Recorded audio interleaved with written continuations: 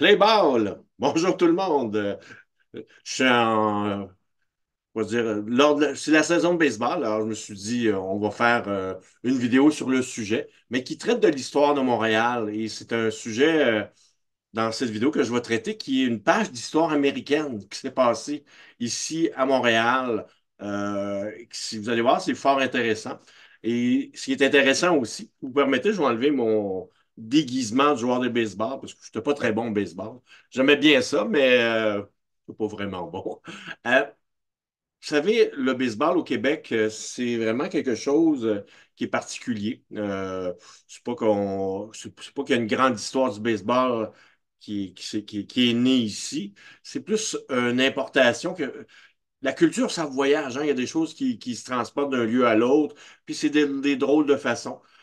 Faut remonter à peu près vers 1830, quand il commence à avoir une difficulté en monde rural. Fait qu'il y a beaucoup de gens qui vont quitter le Québec pour aller aux États-Unis.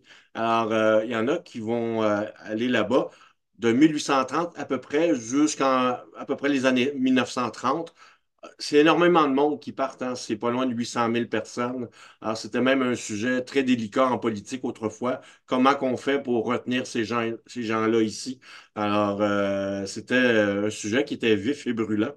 Euh, mais il y a des gens parmi ces gens-là, parmi ces gens qui vont quitter, qui vont revenir au Québec. Et ils vont revenir aussi avec des choses qu'ils ont aimées aux États-Unis. Euh, le sport, la culture, dont le baseball. Alors, beaucoup de gens qui reviennent ici, ils vont répandre la pratique du baseball chez les Canadiens français. Euh, donc, à Montréal, c'est passé vraiment quelque chose d'intéressant. C'est l'avenue d'un joueur de baseball afro-américain, noir, car jusqu'en 1946, aux États-Unis, dans la Ligue du baseball majeur, le plus haut niveau de jeu professionnel au baseball qui existe, les Noirs étaient bannis. Alors, c'est seulement une ligue pour les joueurs blancs. Alors, Jackie Robinson, c'est un joueur qui va briser une barrière raciale.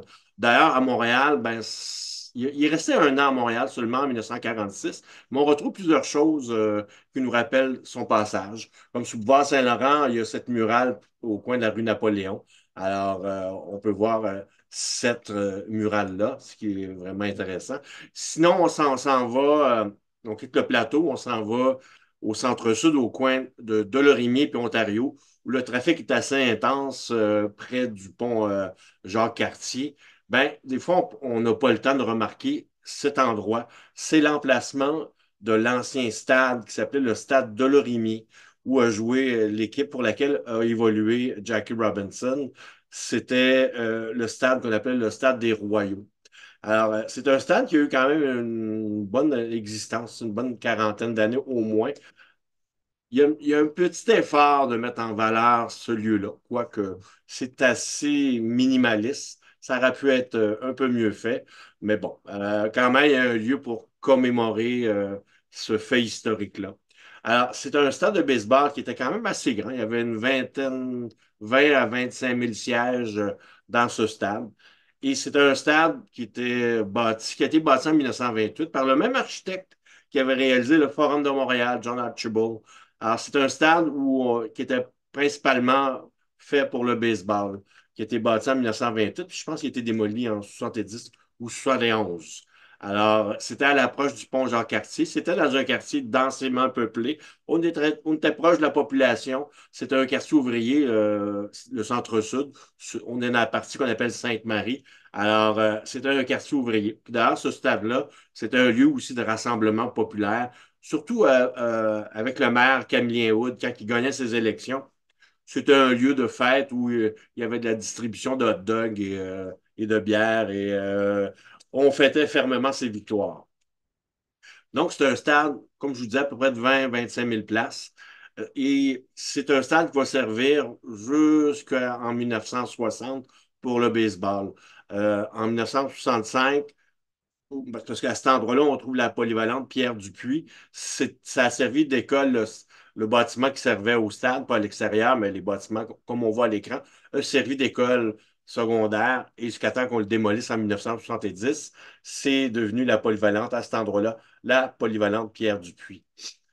Les Royaux de Montréal, c'est une équipe de baseball professionnelle qui a eu deux segments d'existence. De 1897 jusqu'en 1917, c'est une équipe qui évoluait plus dans le coin il y avait le parc Atwater. En 1928, on va avoir une nouvelle équipe à Montréal et ça va être les Royaux de Montréal qui renaissent, qui vont être présents jusqu'en 1960. C'est le club école des Brooklyn Dodgers, les Dodgers de Brooklyn, pardon. Alors, et les Dodgers de Brooklyn, éventuellement, ils vont déménager de Brooklyn à Los Angeles. C'est les Dodgers de Los Angeles maintenant. Alors, éventuellement, les Dodgers vont trouver que leur club école est trop loin. Fait que ça va être terminé en 1960, l'aventure des Royaux. Les Dodgers vont faire déménager leur club école plus dans l'ouest. Alors, mais à l'époque, vous étiez à Brooklyn, c'était pas très loin de Montréal, alors c'était pratique. Alors, c'était un stade à air ouvert, en plein quartier ouvrier. Alors, c'était un lieu de rassemblement. Alors, Jackie Robinson, lui, on va choisir cet athlète pour briser la barrière raciale. C'est en 1946 que ça se passe. C'est un homme que vous voyez ici, Branch Rickey, qui est on va dire, le directeur général de Brooklyn, des Dodgers. Et lui se doute que parce que les Noirs ne peuvent pas jouer dans le baseball majeur, mais il y avait des circuits professionnels de joueurs noirs, ce qu'on appelait les Negro Leagues. Alors, il se doute, comme bien d'autres, qu'il y a des talents là-dedans, là. Mais est-ce qu'on veut vraiment briser ce tabou-là de la société américaine, surtout le sud des États-Unis, est pas encore très ouverte à l'époque sur l'égalité raciale. Quoique aujourd'hui, il y a encore des pas à faire. Mais Branch Rickey, lui, se dit, bon, il y a une opportunité là. Et aussi, c'est un homme de confession méthodiste. Et c'est dans ses valeurs, la discrimination, c'est intolérable. Alors, il y a cette motivation-là. Alors, il va choisir un athlète noir. Il veut briser la barrière raciale, mais il sait que ça ne sera pas facile. Alors, il va exiger à Jackie Robinson, parce qu'il va décider qu'il va miser sur lui. Il va lui dire, la première année que tu vas jouer ici, tu vas jouer au baseball professionnel, ça ne sera pas aux États-Unis, ça ne sera pas à Brooklyn directement.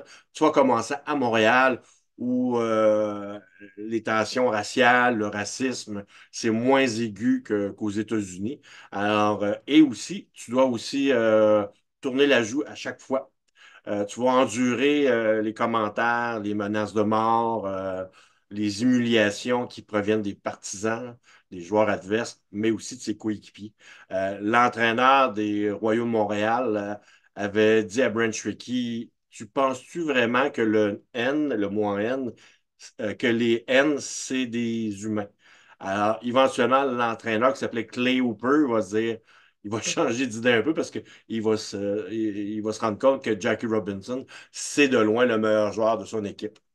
Euh, le stade, il va exister jusqu'en 1970. Là, on voit sa démolition en 70.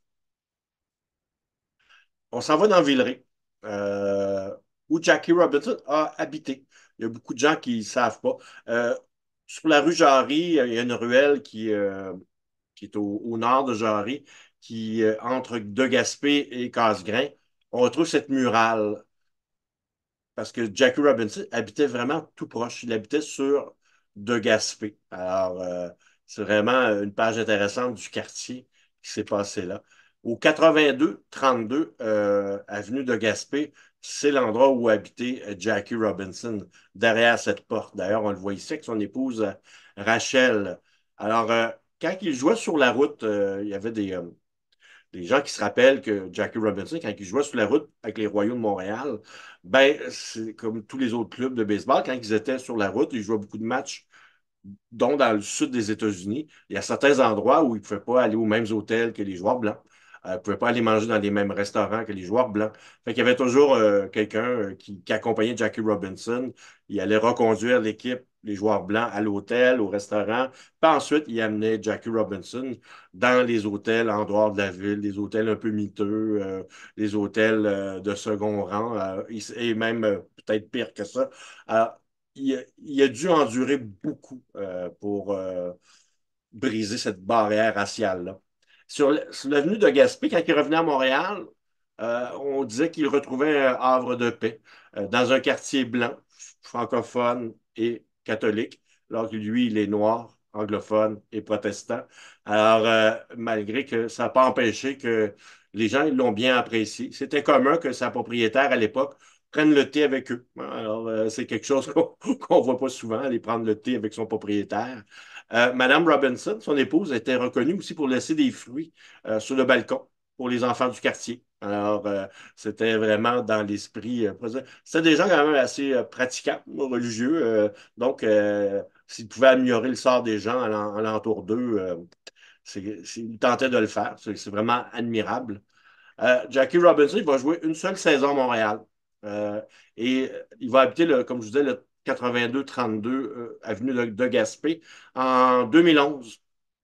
On va souligner son passage à Montréal. Fait à cette adresse, on trouve la plaque que vous voyez à la porte. C'est une cérémonie qui s'est passée avec l'ancien maire de Montréal, Jerry Tremblay. Et il y avait aussi un ambassadeur américain, M. Jacobson, et la fille de Jackie Robinson, Sharon, qui était présente. Alors, Jackie Robinson, son passage à Montréal va vraiment permettre de briser la barrière raciale et le sport professionnel, le baseball, va commencer à intégrer des joueurs noirs par la suite. Donc, c'est vraiment quelque chose d'exceptionnel qui s'est passé à Montréal, dans Villeray, dans le centre-sud. Et d'ailleurs, Jackie Robinson a gagné le championnat en 1946 à Montréal, ce qu'on appelait la petite série mondiale, parce qu'au baseball majeur, c'est la série mondiale, fait que le niveau en dessous, on appelle ça la petite série mondiale. Ils avaient gagné leur match au stade de Lorimier et Jackie Robinson avait livré le témoignage suivant. Il y avait des gens qui couraient après moi, une foule de blancs. Je me suis mis à courir habituellement par chez nous. Quand des blancs courent après moi, c'est pour me lyncher. Non, c'était pour me porter sur leurs épaules et me célébrer. Alors, vous savez, c'est dans l'histoire, des fois, il y a des belles pages d'histoire qu'il faut se rappeler, comme celle-ci. Alors, l'histoire de Jackie Robinson et de son passage à Montréal. Fait que j'espère que ça vous a plu, cette petite vidéo-là. Euh, Vous pouvez consulter mon site web. J'ai une section audiovisuelle où on peut voir des vidéos, des extraits audio aussi et des articles et mon calendrier de visite guidée. Des fois, je vais me promener dans le centre-sud et des fois dans Villeray. Bon, on va aller voir ces lieux-là pendant mes visites guidées.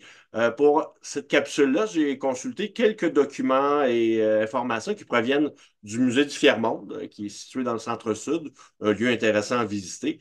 Et vous avez une page Facebook qui s'appelle Mémoire et de la petite patrie, Villeray et Petite Italie, qui a beaucoup d'informations sur le secteur Villeray et même un peu plus étendu. Alors, ça a été très utile pour moi pour réaliser ces vidéos-là, cette vidéo-là. Fait que voilà. Hey, salut! Merci.